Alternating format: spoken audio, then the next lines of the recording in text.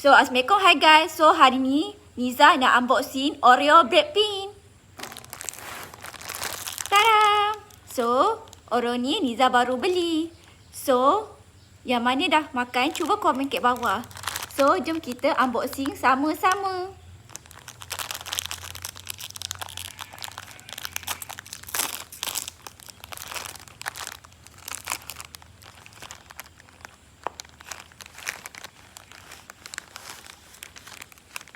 Wow.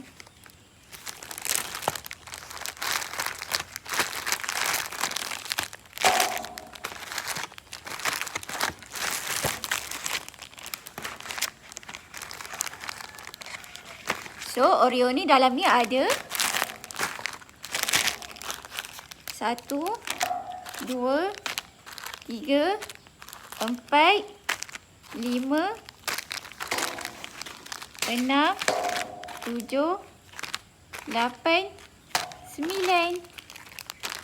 So, dalam semua kotak ni ada 9 Oreo.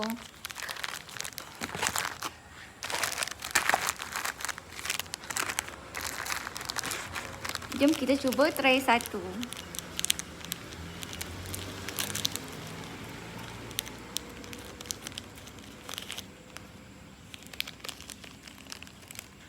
So, ni Oreo perisa strawberry. Korang dah pernah rasa Oreo perisa strawberry? Cuba komen kat bawah. Bismillah.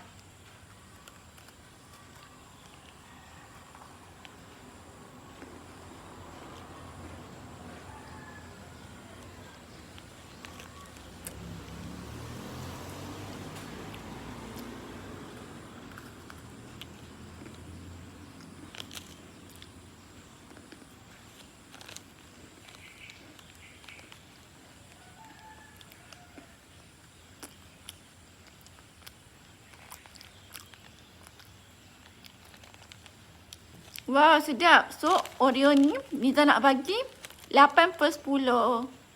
Okey, baik korang. Terima kasih yang telah tengok. Bye.